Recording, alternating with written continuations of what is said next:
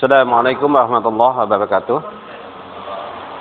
Alhamdulillahilladzi arsala rasulahu bil huda wa dinil haqq liyudhhirahu 'ala dini kulli wa kafa billahi syahida. Asyhadu an la ilaha illallah wahdahu la syarika lah wa asyhadu anna Muhammadan abduhu wa rasuluhu nabiyya ba'd. Rabbi shrah sadri wa yassir li amri wahlul lisani yafqahu qawli rabbi zidna ilman warzuqna fahman wa amalan taqabbalan amin ya Allah ya rabbal alamin. Alhamdulillah. Untuk fikih muamalah kita kali ini maka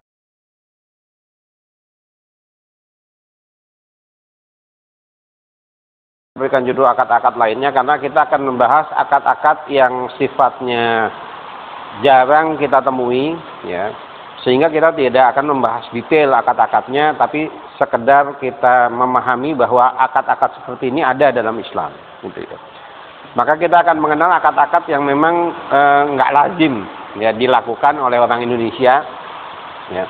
Yang pertama kita akan bahas ada akad yang namanya suluh. Ya. As-suluh.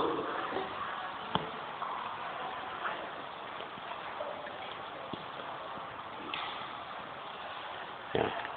Apa itu as-suluh? Nah, ya. Suluh sendiri artinya damai, perdamaian. Ya, jadi as-suluh adalah kesepakatan damai antara dua pihak yang bersengketa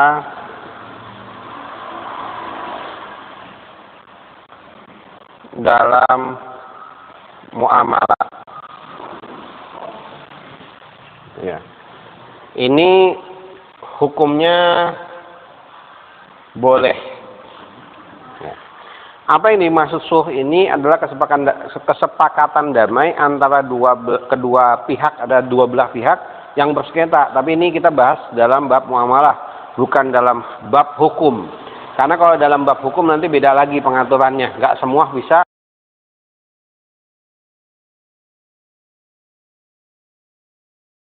Dan dalam muamalahnya ada sesuatu yang nggak sesuai, kadang kan kita saling menuntut, gitu ya, saling menuntut, entah karena barangnya kurang, harganya kurang, barangnya nggak cocok dan lain sebagainya, gitu ya. Ada ketidakcocokan, ketidaksesuaian, ada kesepakatan yang tidak sepakat, gitu, yang jadi tidak sepakat. Ada tuntutan-tuntutan yang mungkin tidak terpenuhi dalam muamalah yang sudah disepakati sebelumnya. Karena bahasan kita suluh ini adalah kesepakatan antara dua pihak yang bersengketa dalam muamalah, berarti sebelumnya sudah ada akad muamalah dong, gitu ya. Sudah ada akad muamalah, tapi kemudian ada masalah di akad muamalah itu. Maka dari akad muamalah yang bermasalah, keduanya duduk bareng merumuskan sebuah perdamaian, kesepakatan. Nah, kesepakatan ini yang kita sebut sebagai suluh, gitu ya, perdamaian. Ya. Suluh juga nanti akan ada dalam bab hukum qadhi, gitu ya, dalam bab juga hubungan luar negeri, gitu ya. Hubungan perang juga ada istilah suluh ini, tapi ini kita bahas hanya dalam bidang muamalah.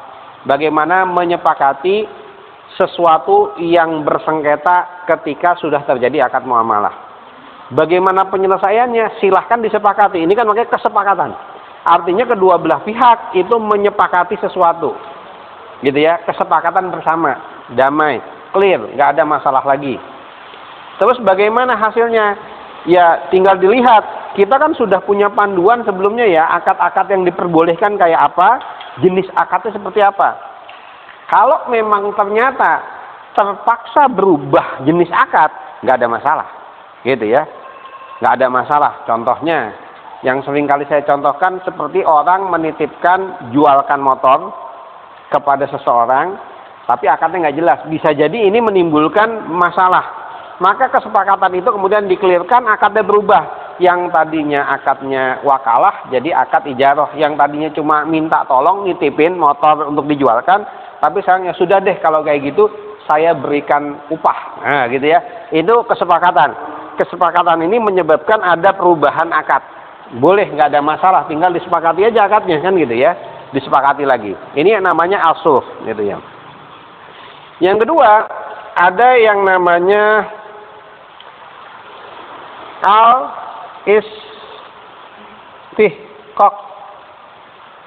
gitu ya. Jadi al-istihqaq ini secara definisi disebut gugatan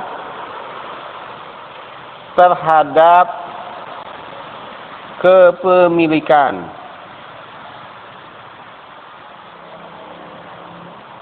Gitu ya.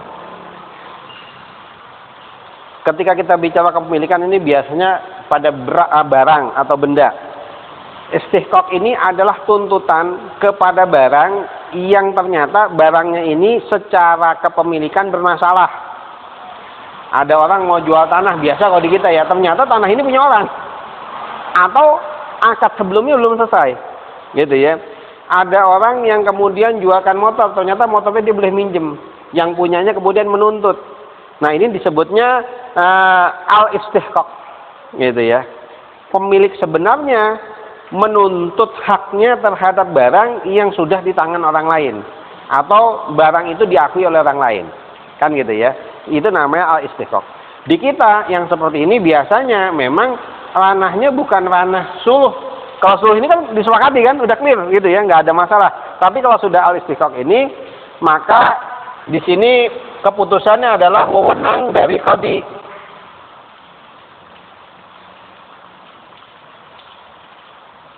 Ya.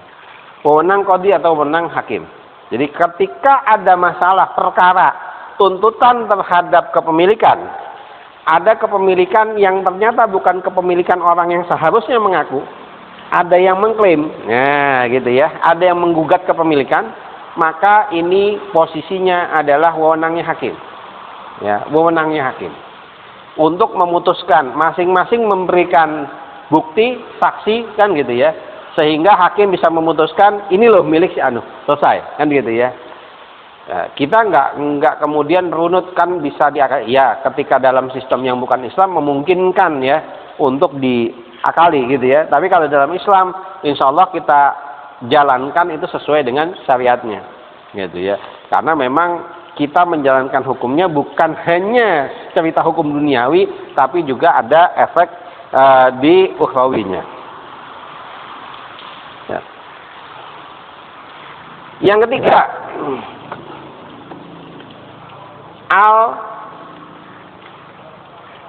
al-maqasoh. Nah, apa itu al-maqasoh?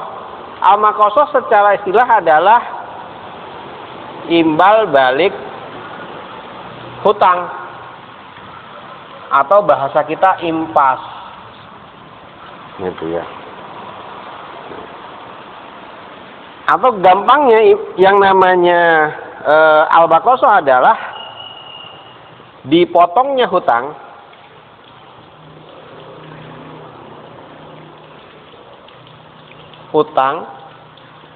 dari hutang lain yang setara.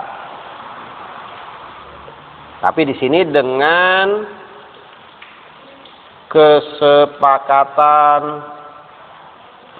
kedua pihak. Ini hukumnya boleh, ya. Apa ini al-maqasoh? Ini imbal balik hutang. Si A punya hutang 1 juta ke si B punya hutang 1 juta ke si A. Selama tidak ada maqasoh, masing-masing tetap masih punya hutang, gitu. Tapi kira-kira umum nggak di kita? Nggak umum gitu ya, nggak umum. Di kita nggak umum, gitu ya. Di kita nggak umum. Nah, tapi dalam fikih dan dalam perjalanan sejarahnya memang ada orang yang seperti ini. Masing-masing punya hutang, padahal hutangnya setara. Selama tidak ada maqasoh ini kan baru, akad baru kan gitu ya. maka masing-masing tetap terikat pada hutangnya. Ya kalau utangnya setara tinggal ketemu, ya udah Anda punya utang ke saya 1 juta, saya punya utangnya, kita impas ya selesai. Ini yang disebut makosoh. Imbal balik hutang, impas, gitu ya. Dipotongnya hutang dari hutang lain yang setara. Gitu. Makanya kalau di kita ini nggak umum, gitu ya, nggak umum. Kenapa? Biasanya ngutang-ngutang terus, gitu kan? Yang minjem terus, yang ngutangin terus, kan gitu ya. Kalau ini kan ceritanya enggak. Yang ngutang juga ngutangin, yang ngutangin juga ngutang, gitu ya. Imbal balik, gitu ya. Ini namanya al-makosoh. Ya, al-makosoh. Dia harus ada kesepakatan. Tidak otomatis karena saya punya utang ke dia 1 juta dan dia punya utang ke saya 1 juta otomatis impas, tidak. Karena akadnya terpisah. Untuk menyatukan ini, mengklirkan utang ini, maka ada yang namanya kesepakatan. Nah, gitu ya. Harus ada akad baru yang mengimpaskan ini, namanya al-makosoh, gitu ya. Nah, yang keempat, nah, kalau ini mungkin kita akan juga pernah menemui ya, ada namanya al-ikrah, itu. Nah, ikrah itu adalah paksaan kepada satu pihak untuk melakukan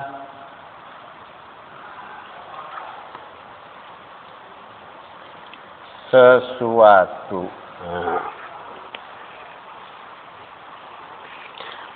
Paksaan kepada satu pihak untuk melakukan sesuatu. Biasanya ikrah ini dampak dari keputusan qadhi, keputusan hakim, gitu ya. Ketika seseorang dia punya akad, gitu ya, punya masalah, gitu ya, gitu. Maka memang ikrah ini kemudian keluar keputusannya, gitu ya. Keputusannya seperti itu. Meskipun ya di sini kita kasih catatan, ya, sebagian besar muamalah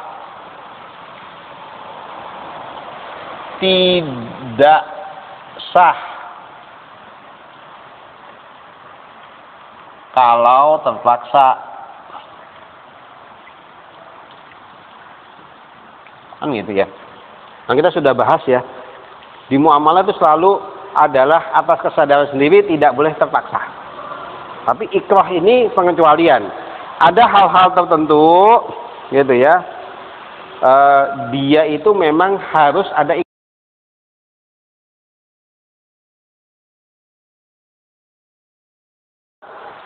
Dia sebenarnya mampu bayar hutang. Kan kalau, jadi gini, ketika seseorang yang memberikan hutang, dia tahu orang yang berhutang pada dia itu mampu membayar, tapi ditagihnya susah. Nah, kalau di kita kan pakai debt collector ya. Salah. Kalau dalam Islam itu bisa diajukan kepada pengadilan, nanti dia kena hukum yang namanya ikrah. Dipaksa. Nah, dipaksa apa? Dipaksa buat bayar utangnya.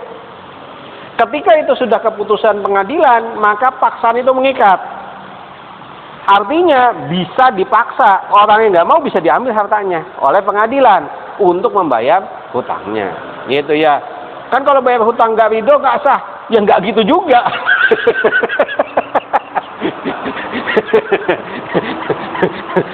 Waduh, nggak ada orang bayar hutang tuh ridho ya.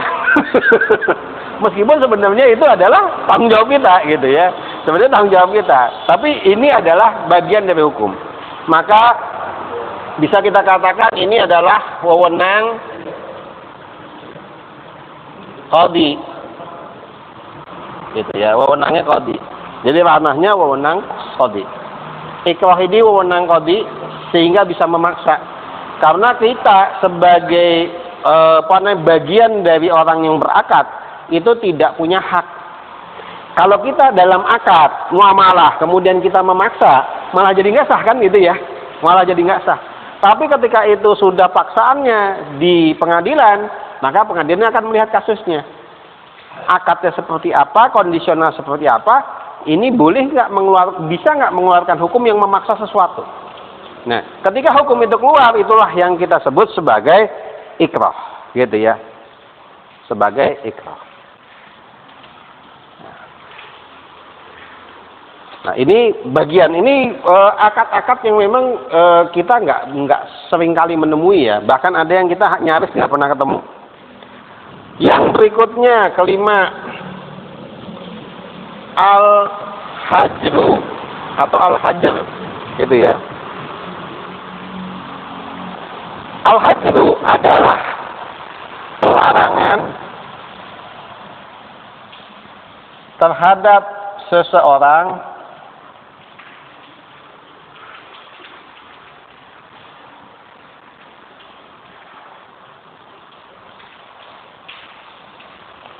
untuk mengelola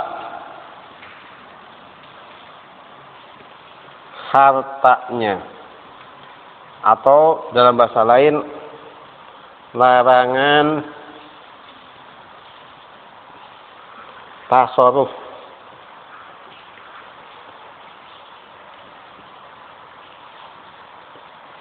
Nah, itu ya. Jadi al-hajru ini menahan, membatasi. Sama juga al-hajru ini bisa dikatakan sebabnya itu karena dua hal, gitu ya. Ya. Sebabnya karena memang ditetapkan oleh syarak atau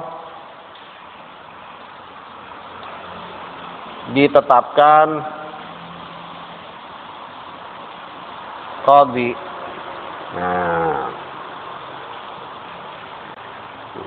di al-hajru adalah membatasi seorang untuk mentasarrufkan hartanya. Jadi kalau bahasa mengelola dalam bahasa Indonesia sebenarnya nggak memenuhi arti secara utuh. Kenapa? Karena tasarruf itu segala bentuk pengelolaan, termasuk memberikan. Itu juga tasarruf.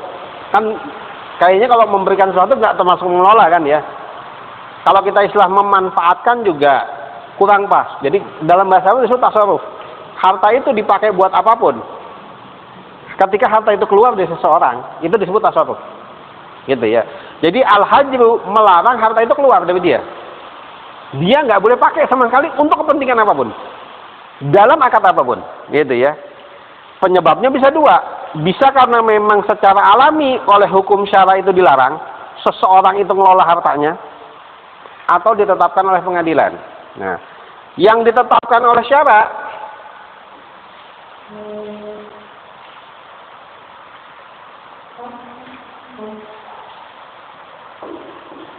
yang pertama jelas orang yang gila, nggak waras.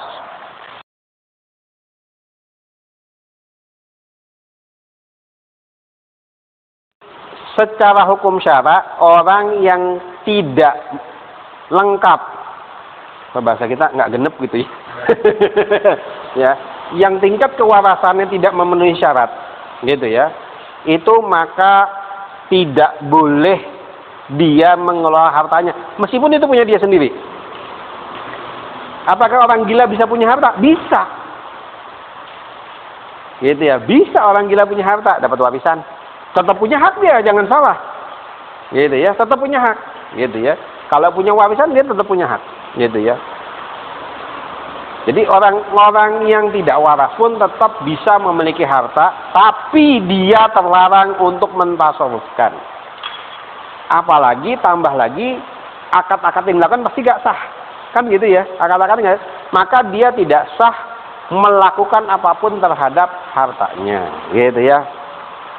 Maka yang seperti ini gimana? Yang seperti ini hukum asalnya dikendalikan oleh orang yang menjadi walinya, ada penanggung jawabnya. penanggung jawab alami biasanya terdekat gitu ya, atau memang ditetapkan oleh pengadilan. Gitu ya. Yang kedua yang memang itu adalah anak kecil. Ya. Anak kecil yang dimaksud di sini baik anak kecil secara umum atau bisa juga anak yatim. Kalau masih kecil, ya. Hah? Bukan hanya belum balik, dia belum bisa mikir gitu ya. Mungkin dia belum sanggup mentasawufkan harta. Misalnya gini, kalau dia mungkin umumnya sudah tamyiz ya, sudah bisa mentasawufkan harta kan dia sudah boleh pegang. Misalnya sudah 7 tahun, 8 tahun dia sudah bisa jajan dan lain sebagainya, sudah boleh, nggak ada masalah. Tapi dibatasi juga, nggak semuanya. Nggak mungkin anak umur 7 tahun tiba-tiba beli mobil kan gitu ya. Nggak mungkin seperti itu. Tapi dibatasi. Tapi secara umum anak kecil itu bisa punya harta. Tapi masalah tasawufnya dibatasi. Ada pembatasan total. Anak umur 3 tahun kan nggak mungkin disuruh tasawuf harta kan gitu ya. Itu nggak boleh gitu ya. Tapi ketika sudah semakin dewasa, dia juga bisa mentasawufkan harta. Ini yang ditetapkan oleh syara umumnya ini. Yang ditetapkan oleh pengadilan, yang ditetapkan oleh kodi.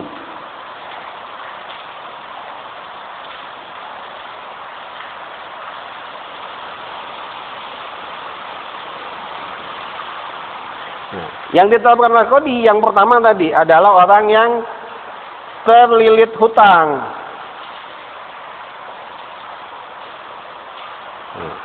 Orang yang terlilit hutang itu bisa diikrah sekaligus dihajar. Gitu. Anda tidak boleh melakukan aktivitas transaksi keuangan apapun. Harta Anda yang sisa itu disita oleh pengadilan untuk bayar kewajiban. Berarti 2 sekaligus ya, gitu ya. Karena dia terlilit hutang, nggak karuan, gitu ya, utangnya banyak, hartanya sebenarnya ada, tapi dia nggak mau bayar, daripada nggak karuan, ada yang menuntut, itu bisa dilakukan. Hajar sekaligus ikrah. Dibatasi, diumumkan, tidak boleh ada yang bertransaksi dengan orang ini. Transaksi dengan orang ini nggak sah. Yang sudah kepalang transaksi harus kembalikan. Bisa pengadilan menetapkan itu. Gitu. Dan kemudian diikrah, dipaksa uangnya, hartanya dipakai untuk bayar kewajiban-kewajiban. Gitu ya. Yang pertama orang terlilit hutang, jelas. Ini bukan orang yang punya utang ya, tapi orang yang terlilit memang utangnya banyak atau utangnya memang sudah nggak karuan sampai nggak ya terbengkalai, nggak terbayar segala macam. Gitu. Biasanya kalau sudah gini nggak satu tempat. Biasanya nggak satu tempat gitu ya. Ya terlilit pinjol gitu ya, pinjaman online sekarang kan banyak gitu ya.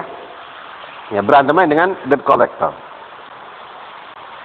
Atau yang kedua ada istilahnya dalam bahasa Arab itu disebutnya adalah safhi. Safhi ini orang yang tidak pandai mengelola harta. Ya. Yang kedua disebutnya safhi. Gitu ya. Orang yang nggak pandai ngelola harta. Maksudnya seperti apa? Ada orang yang kalau megang duit habisnya nggak jelas. Justru yang utamanya itu nggak tertangani, nggak terpenuhi. Nah orang-orang seperti ini bisa dihajar, bisa dihajar. Bahasa kita mungkin orang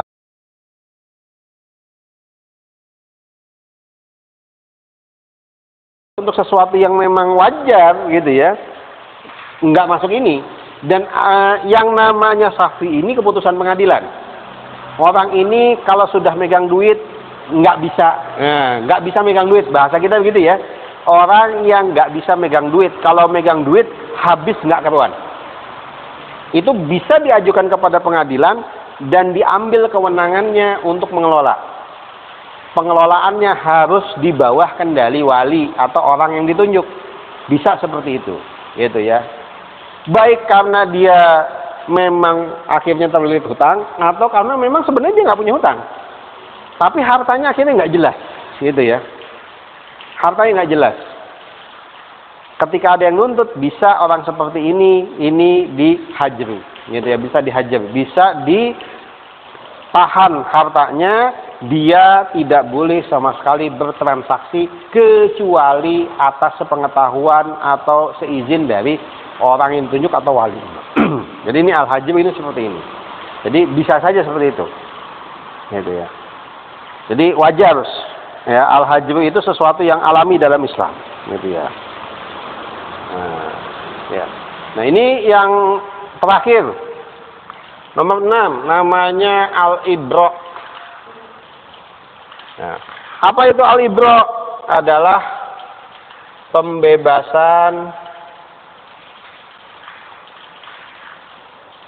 atas tanggungan hak, atau bahasa lain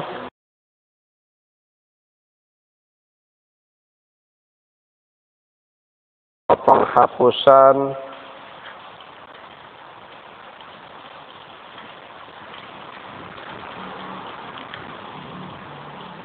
hutang atau tanggung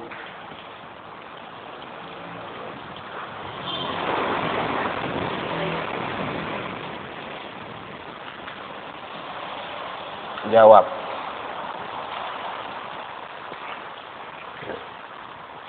Jadi al-ibra adalah pembebasan atas tanggungan hak, gitu.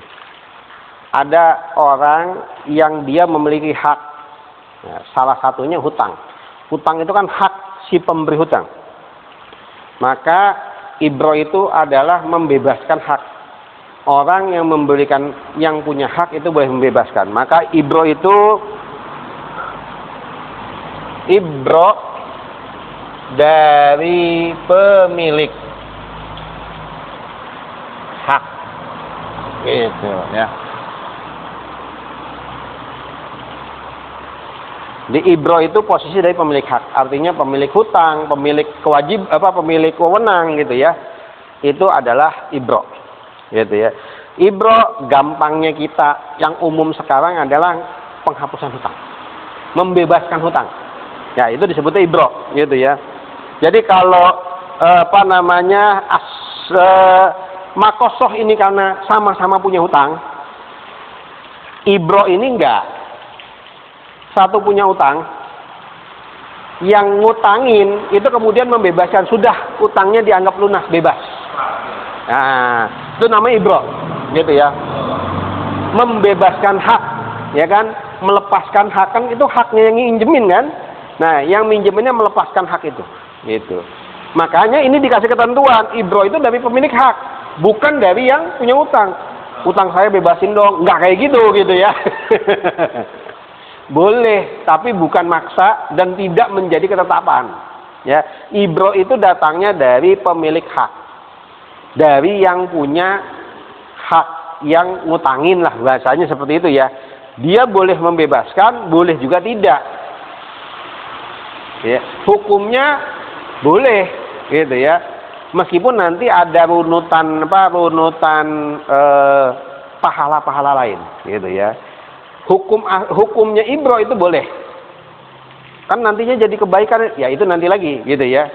Nanti cerita ini kita bicara akad ibronya dulu, ya. Nanti kalau kita bicara membantu muslim, meringankan, memudahkan, itu beda cerita ya, beda cerita. Nah, ibro ini ceritanya adalah benar-benar cuma bebasin hak, gitu ya, membebaskan hak, gitu ya. Pokoknya utang Anda lunas, selesai. Gitu ya, ibro seperti itu. Dan ini positioningnya para ulama kemudian ada sedikit khilaf masalah ibro ini butuh ada akadnya sih. Sebagian besar menyatakan nggak perlu, cukup statement pernyataan dari orang yang punya hak. Karena ibro ini adalah pemilik hak, gitu ya. Nggak perlu saya membebaskan utang Anda, kemudian ya saya terima. Ada yang nolak loh. Ada yang nolak gak kalau dibebasin hutangnya? Tapi dalam kitabnya itu ada bahasan itu. Bolehkah seseorang menolak pembebasan hutang? Gitu ya. Ya boleh juga sebenarnya, gitu ya. Nggak dilarang, gitu ya. Nggak dilarang. Orang menolak itu tidak dilarang. Cuma kan kita kembali lagi, bahasan itu kalau kita bahas juga di kita nggak umum, gitu ya. Di kita nggak umum. Orang dibebasin utangnya, nggak dibebasin aja minta. Apalagi dibebasin, pasti nggak ada yang nolak, kan gitu ya. Nah, al-ibro itu seperti itu. Jadi al-ibro itu yang penting ada statement, ada akad dari, ada pernyataan dari si pemilik hak, dia sudah membebaskan, selesai. Bahkan para ulama kemudian menambahkan keterangan, bahkan yang namanya ibro, kalaupun tidak diketahui oleh si pemilik hutang, orang yang hutang, itu tetap sah. Gitu ya. Meskipun sebaiknya kemudian dikasih tahu. Udah saya bebasin utangnya, kita sudah bebasin, sudah nggak ada pikiran, yang punya utang masih kepikiran. Ya kan gitu ya. Yang punya utang masih kepikiran, maka dikasih tahu lebih baik. Meskipun sah itu, gitu ya. Meskipun sah. Tapi dikasih tahu sudah utangnya lunas, gitu ya. Kenapa? Karena ini yang nggak berasa, terus terang ya, nggak berasa adalah kita ngerasa bahwa orang yang berhutang, kalau kita ngutang itu jadi beban pikiran. Udah pasti ya. Ngutang itu, punya utang itu beban pikiran, betul ya. Tapi jangan salah, sebaliknya juga sama. Percaya nggak kalau kita ngutangi ke orang itu juga jadi beban? Kita punya uang nih, kita pinjemin ke orang, apa nggak jadi beban? Jadi beban juga. Apalagi yang dipinjemin susah ditagihnya. Itu ya. Apalagi yang dipinjemin susah ditagihnya, itu lebih beban lagi. Akhirnya kepikiran, giliran kita butuh, ini giliran kita butuh setengah mati nagihnya kayak pengemis kan gitu ya. Seperti itu, gitu ya. Maka dalam Islam ada cara buat nenangin pikiran kita. Kalau memang kitanya ridho dalam hati, kita bisa meridokan, al-ibro ini bisa. Sudah selesai sudah. Gitu ya. Meskipun di kita kadang-kadang ada aneh, gitu ya, agak aneh. Ya, nggak umum di kita orang membebaskan hutang, meskipun ada, gitu ya. Jadi pernah ada kejadian, gitu ya, ada orang punya hutang lama sekali, gitu ya, nggak dibayar-bayar, ditagih, ada aja alasannya. Kemudian si yang punya hak ini, yang ngutangin, tiba-tiba mungkin sudah saking keselnya dan capek nagihnya, sudah hutang Anda lunas aja. Yang ngutang itu kemudian malah bingung, kenapa? Anda sakit bukan, katanya. Kan biasa gitu ya, orang kalau udah mulai sakit parah gitu kan, utangnya dibebasin. Kenapa? Mungkin mikirnya udah nggak kepake. Cari pahala di detik-detik terakhir. Ada yang seperti itu, gitu ya. Ya, tapi ini adalah salah satu cara, gitu. Dan kalau di kita, mohon maaf ini sedikit trik aja gitu ya, cara ini cukup efektif untuk nyetop. Kenapa? Orang yang berhutang dan tidak niat untuk mengembalikan hutang, dengan ibro ini selesai kita. Kita sudah nggak beban pikiran, dan insya Allah biasanya dia nggak berani lagi minjem, kan gitu ya. Meskipun nilainya mau entah besar entah kecil gitu ya, kalau sudah kita bebasin sudah selesai, gitu ya. Kecuali nggak punya malu sih. Kecuali nggak punya malu, gitu ya. Jadi ini bagian-bagian akad-akad lain yang pembahasannya sebenarnya kalau dalam kitabnya cukup detail, gitu ya, cukup detail. Hanya memang karena urgensitas kita untuk akad-akad ini tidak terlalu besar, maka kita hanya mengambil esensinya saja. Mana yang boleh, mana yang enggak, haknya ada di mana, siapa yang boleh melakukan, gitu ya. Karena ini sebenarnya terkait dengan akad-akad muamalah sebelumnya. Ya. Ini bahasan kita insya Allah akad-akad lain, dan ini menjadi penutup. Ya, ini adalah bagian penutup dari bab muamalah di kitab Fikih Islam Islam wa Adalatuhu. Ya, karya Syekh Wahbah Zuhaili. Ini adalah penutupnya. Selesai insyaallah. Ya, insyaallah selesai.